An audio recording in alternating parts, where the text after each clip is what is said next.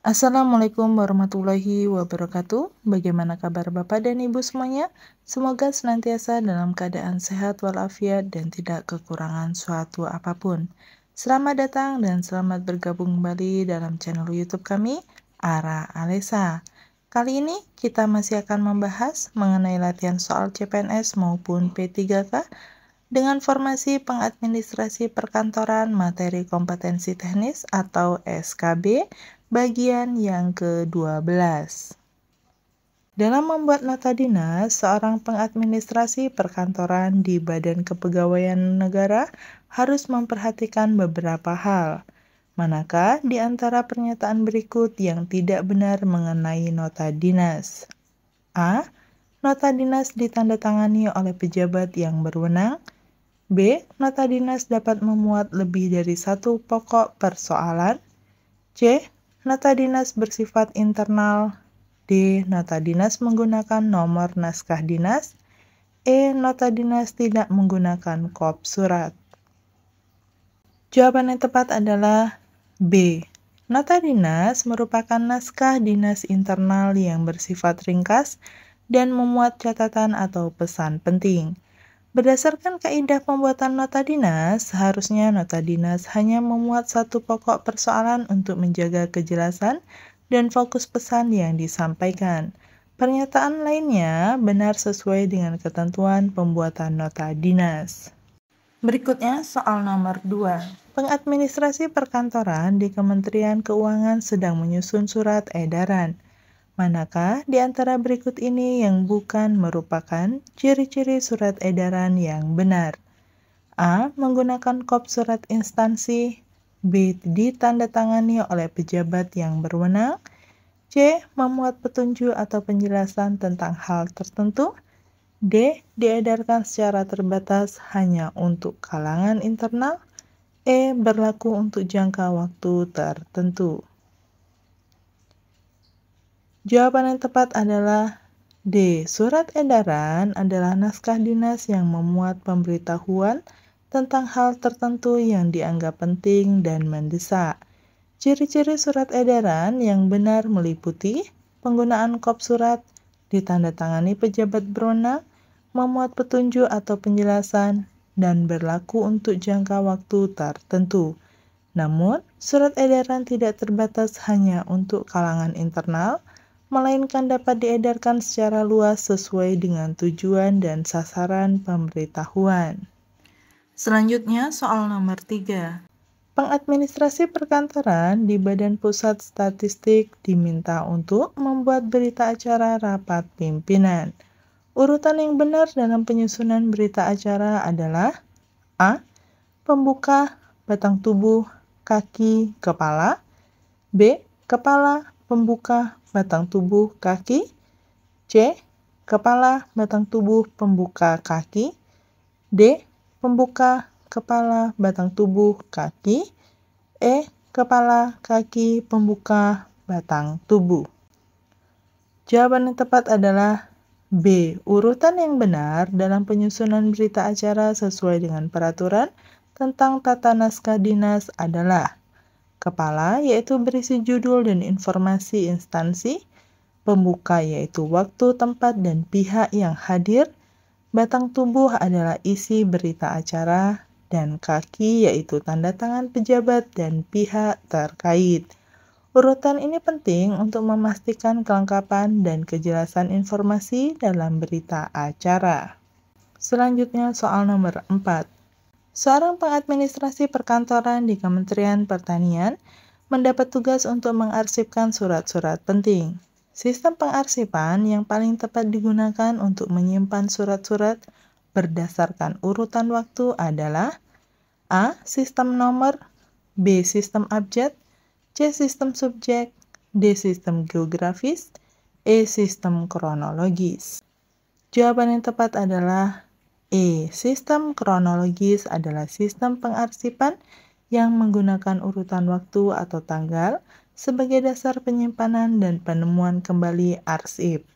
Sistem ini sangat cocok untuk mengarsipkan surat-surat penting berdasarkan urutan waktu karena memudahkan dalam penelusuran dokumen berdasarkan periode tertentu dan menjaga urutan historis dari dokumen-dokumen tersebut.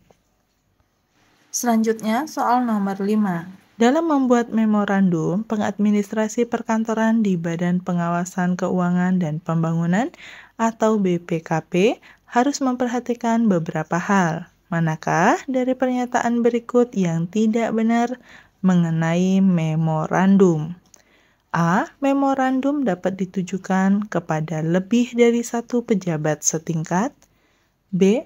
Memorandum ditandatangani oleh pejabat yang setingkat atau lebih tinggi dari pejabat yang dituju. C. Memorandum tidak menggunakan nomor naskah dinas. D. Memorandum menggunakan kertas dengan kop naskah dinas. E. Memorandum bersifat lebih formal dibandingkan dengan nota dinas. Jawaban yang tepat adalah E. Memorandum sebenarnya bersifat lebih informal dibandingkan dengan nota dinas. Memorandum digunakan untuk komunikasi internal yang bersifat tidak resmi antar pejabat atau antar unit organisasi. Sementara nota dinas bersifat lebih formal dan digunakan untuk komunikasi dinas antar pejabat atau antar unit organisasi. Pernyataan lainnya benar sesuai dengan ketentuan pembuatan memorandum dalam tata naskah dinas. Berikutnya soal nomor 6. Pengadministrasi perkantoran di Direktorat Jenderal Pajak sedang menyusun surat dinas. Dalam penulisan tanggal surat, format yang benar menurut kaidah tata naskah dinas terbaru adalah A. 05 Maret 2024, B. 5 Maret 2024 dengan huruf M kapital, C. 5 Maret 2024 dengan huruf M kecil, D. 05-03-2024, E. 5-3-2024. Jawaban yang benar adalah B. Berdasarkan kaidah tata naskah dinas terbaru, format penulisan tanggal yang benar adalah menggunakan angka tanpa awalan 0 untuk tanggal 1 sampai 9. Nama bulan ditulis lengkap dengan huruf awal kapital dan tahun ditulis lengkap 4 digit. Jadi, format yang benar adalah 5 Maret dengan huruf M kapital 2024. Berikutnya soal nomor 7. Seorang pengadministrasi perkantoran di Kementerian Luar Negeri diminta untuk membuat surat undangan rapat bilateral. Dalam menyusun surat tersebut, hal yang tidak perlu dicantumkan dalam isi surat undangan adalah A. Hari, tanggal, dan waktu rapat. B. Tempat rapat. C. Agenda rapat. D. Daftar nama peserta rapat. E. Permintaan konfirmasi kehadiran. Jawaban yang tepat adalah D. Dalam menyusun surat undangan rapat, informasi yang perlu dicantumkan meliputi hari, tanggal, waktu rapat, tempat rapat, agenda rapat, dan permintaan konfirmasi kehadiran. Daftar nama peserta rapat biasanya tidak dicantumkan dalam surat undangan karena hal ini dapat mengurangi fleksibilitas jika ada perubahan peserta dan juga untuk menjaga privasi. Daftar peserta biasanya dipersiapkan terpisah untuk keperluan internal atau dibagikan saat rapat berlangsung. Berikutnya soal nomor 8. Pengadministrasi perkantoran di Badan Nasional Penanggulangan Bencana atau BNPB sedang menyusun laporan kinerja tahunan. Menurut kaidah tata naskah dinas, bagian yang berisi uraian singkat tentang hasil yang telah dicapai dan masalah yang dihadapi dalam pelaksanaan program atau kegiatan, serta langkah antisipatif yang akan diambil adalah A. Pendahuluan, B. Ikhtisar eksklusif, C. Tugas dan fungsi, D. Penutup, E. Lampiran.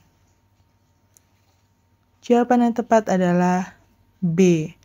Dalam struktur laporan kinerja tahunan, Ikhtisar eksklusif adalah bagian yang berisi uraian singkat tentang hasil yang telah dicapai, masalah yang dihadapi dalam pelaksanaan program atau kegiatan, serta langkah antisipatif yang akan diambil.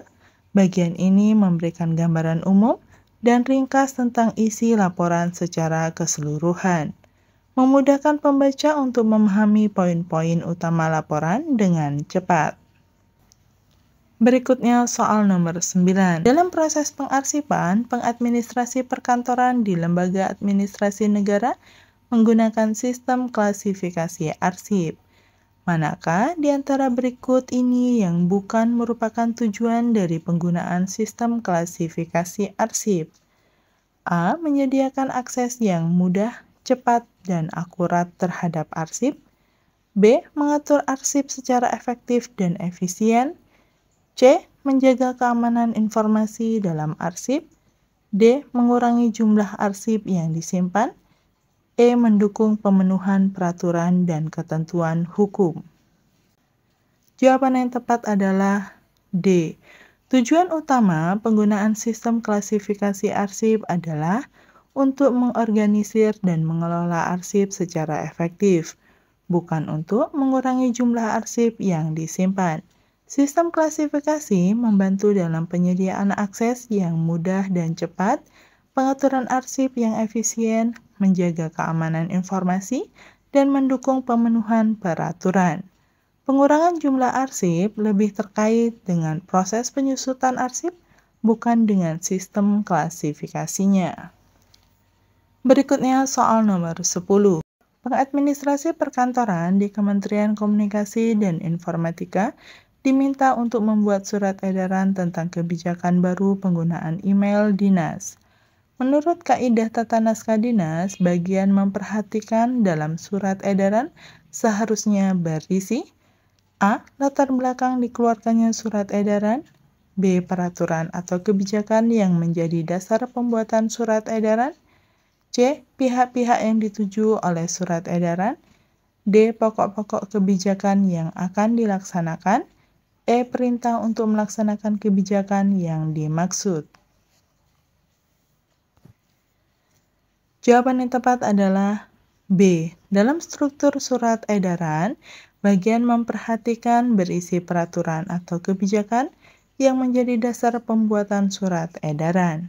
Bagian ini penting untuk memberikan landasan hukum atau referensi kebijakan yang mendasari dikeluarkannya surat edaran tersebut, sehingga memperkuat legitimasi dan konteks dari kebijakan yang akan disampaikan. Selanjutnya soal nomor 11. Seorang pengadministrasi perkantoran di Badan Pengembangan Sumber Daya Manusia atau BPSDM, Kementerian Dalam Negeri sedang menyusun notulen rapat. Urutan yang benar dalam penyusunan notulen rapat adalah A. Pembukaan, isi rapat, penutup, tanda tangan. B. Isi rapat, pembukaan, penutup, tanda tangan. C. Tanda tangan, pembukaan, isi rapat, penutup. D. Pembukaan, penutup, isi rapat, tanda tangan. E. Isi rapat, penutup, pembukaan, tanda tangan. Jawaban yang tepat adalah A. Urutan yang benar dalam penyusunan notulen rapat adalah pembukaan, yaitu berisi informasi tentang waktu, tempat, peserta rapat. Isi rapat mencakup jalannya rapat, pembahasan agenda, keputusan yang diambil. Penutup yaitu ringkasan hasil rapat dan tindak lanjut. Dan tanda tangan yaitu oleh notulis dan pimpinan rapat. Urutan ini penting untuk memastikan kelengkapan dan kejelasan informasi dalam notulen rapat. Selanjutnya soal nomor 12. Pengadministrasi Perkantoran di Arsip Nasional Republik Indonesia atau ANRI sedang melakukan penilaian arsip untuk menentukan nasib akhir arsip. Proses ini dikenal dengan istilah A. Akuisisi arsip. B. Preservasi arsip. C. Retensi arsip. D. Penyusutan arsip. E. Klasifikasi arsip. Jawaban yang tepat adalah D. Proses penilaian arsip untuk menentukan nasib akhir arsip dikenal dengan istilah penyusutan arsip. Penyusutan arsip adalah kegiatan pengurangan arsip dengan cara pemindahan arsip inaktif dari unit pengolah ke unit kearsipan. Pemusnahan arsip yang tidak memiliki nilai guna dan penyerahan arsip statis ke lembaga kearsipan. Proses ini penting untuk mengelola volume arsip dan memastikan bahwa hanya arsip yang bernilai guna yang disimpan dalam jangka panjang. Berikutnya soal nomor 13. Seorang pengadministrasi perkantoran di Kementerian Hukum dan Hak Asasi Manusia diminta untuk membuat surat perintah tugas. Dalam format surat perintah tugas, bagian yang berisi keterangan mengenai tugas yang harus dilaksanakan adalah A. Considerance, B. Diktum, C. Lampiran, D. Tembusan, E. Pembuka. Jawaban yang tepat adalah B. Dalam format surat perintah tugas, bagian yang berisi keterangan mengenai tugas yang harus dilaksanakan disebut diktum. Diktum merupakan bagian inti dari surat perintah tugas yang memuat substansi tentang arahan yang terdiri dari tugas-tugas yang harus dilaksanakan. Bagian ini biasanya dimulai dengan kata memerintahkan dan diikuti dengan rincian tugas, waktu pelaksanaan, dan hal-hal lain yang perlu diperhatikan dalam pelaksanaan tugas. Selanjutnya soal nomor 14. Pengadministrasi perkantoran di Badan Pemeriksa Keuangan atau BPK sedang menyusun disposisi. Manakah di antara berikut ini yang bukan merupakan informasi yang harus ada dalam lembar disposisi? A. Nomor agenda surat masuk, B. Tanggal penerimaan surat, C. Nomor dan tanggal surat, D. Asal surat, E. Riwayat pendidikan pengirim surat. Jawaban yang tepat adalah E. Dalam lembar disposisi, informasi yang harus ada meliputi nomor agenda surat masuk, tanggal penerimaan surat, nomor dan tanggal surat, serta asal surat. Riwayat pendidikan pengirim surat bukan merupakan informasi yang relevan atau diperlukan dalam lembar disposisi. Lembar disposisi berfokus pada informasi yang berkaitan langsung dengan surat dan instruksi penanganannya, bukan pada informasi pribadi pengirim surat.